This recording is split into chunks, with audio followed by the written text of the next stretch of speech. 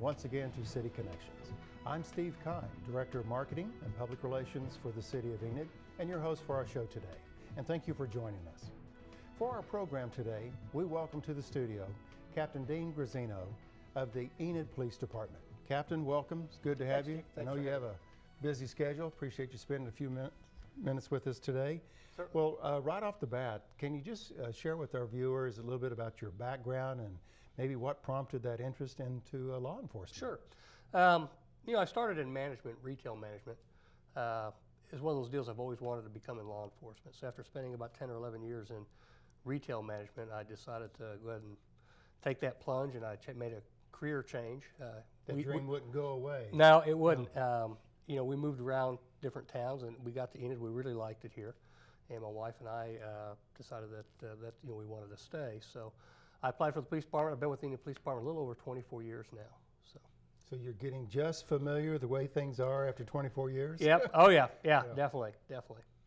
Well, one of the key reasons that I wanted to have you here today and join us on City Connections was with progress in Enid, economic development and growth of the community, sometimes growth creates a few problems. And we've noticed recently in the area there's been an increase in truck traffic. And that's great because that means economic development, that means jobs, that means things are happening. But with increased truck traffic here in Enid in the area, it creates some problems, and one of the key problems is damage to the infrastructure. So can you just kind of share with us what's going on with the increased truck traffic? What's happening? Certainly, and like you said, there is quite a bit of increase in traffic. A lot of that is truck traffic or heavy truck traffic. Back in 2007, the city had enacted an ordinance over the truck routes because basically trucks were driving on arterial streets, side streets, those types of things. And those streets certainly are just not made for the amount of weight and traffic.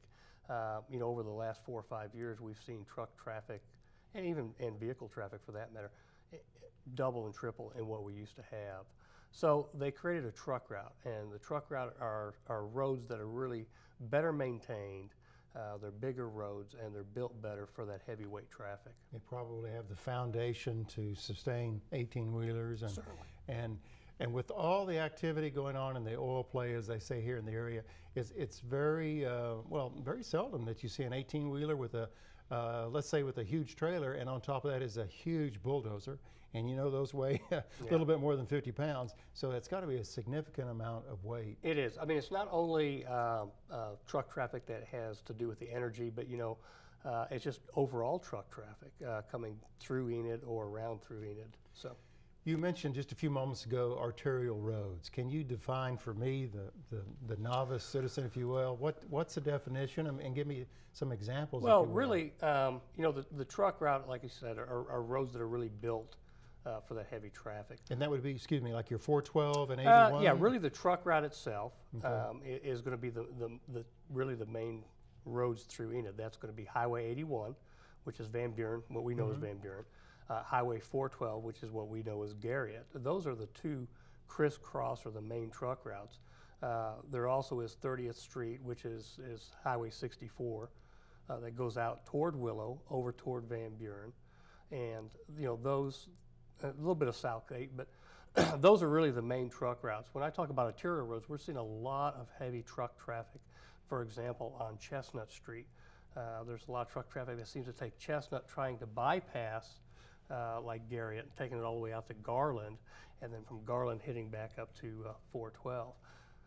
Excuse me, is it just a simple case of taking the shortcut, or is it a little bit more complicated than that? No, I think that's really what it is. It's more of just taking shortcuts. There's less traffic lights, for example, on some of these side roads, and so they're just basically taking those side roads. The problem is those side roads a lot of those are not 4-lane. And like I said, the foundation and the roadway itself is just not made for that heavy truck traffic. Well, I've seen through the years a variety of maybe arterial roads, and I don't know if they call it wagon well or wheel well or something like that, but as you're going down the road, you can see the dips where 2 sets of tires have gone through, and then you add July, August heat to that, you can see how it can really create a problem on highways. Well, it does, and a lot of that, like I said, a lot of these roads like Roop, Chestnut, some of those places, they're an asphalt base or an asphalt coating road, and as the temperature heats up, and you get those heavy 80, 90,000 pound trucks driving over those, they start to tear that up, and once you get a pothole or a crack in it, then it just seems like it continually manifests and gets worse. And one of the main reasons that we're discussing this today is that it does cause damage to the infrastructure. It's not like the police department has one more thing they want to do, but bottom line, it is impacting our infrastructure, and that's something that we have to protect 12 months out of the year. Certainly, certainly. And it is a safety issue also. Not only does it protect the infrastructure, but when you get some of these heavy trucks going on some of these smaller side streets, they're large, it's a safety issue there too.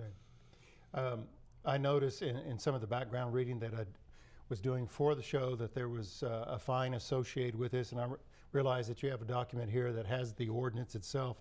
What type of fines are we talking about? Is it substantial or? Well, I guess any fine to some people is substantial, but $5, that's substantial. It could be.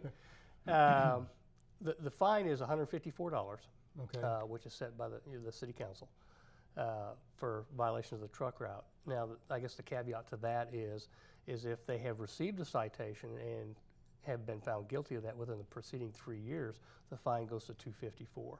Okay, so first offender, one thing, but if you make a habit of it, then that. If it's a repeat offense, certainly, yeah, the fine does go up.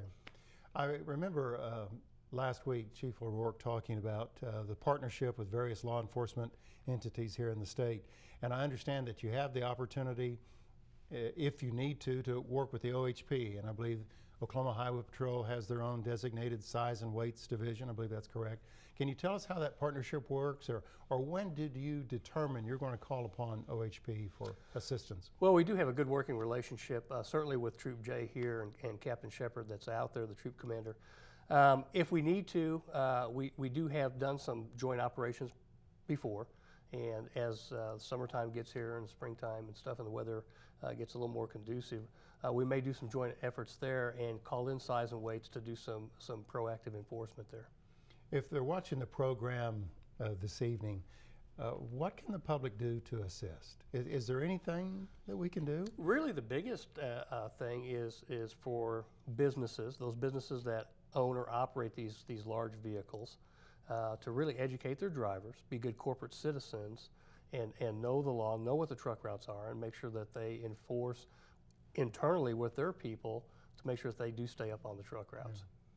Well, our guest today is Captain Dean Grassino of the Enid Police Department, and we've been talking about the need for big, heavy trucks, if you will, to stay on our designated truck routes just to protect our infrastructure. It's kind of a serious subject, if you will, but I'd like to kind of change gears, and if I can use the word gears since we're talking trucks. I noticed that you've had a recent involvement in a fundraising event during the month of March, that you were raising funds, and I believe your charity of choice with you and a partner was SPCA. So undoubtedly you have a soft heart for animals. And what can you tell us about in the police department and maybe your role with animals? Well, I did. Commissioner Wilson asked me if I would be part of Mustache March. And we did raise funds. There were several of us that were there. The charity that I had chose was the SPCA. I do have a love of animals, and certainly dogs. I have a couple rescues myself. We were talking a little bit about Enid Animal Control. We do have an Adopt a Pet page that is updated with those animals that are available for adoption. We recently broke ground and for some outdoor dog runs and dog pens, and those have the fencing is up, and those things have been pretty much completed. Now, with the dog pen, is that for more room, or is that for potential adopter to get in a pen with the dog and see how they really that's what it is. Interact? The public, and when they go out to the animal shelter, they don't know they can get the dog. It's rather loud in there with the dog.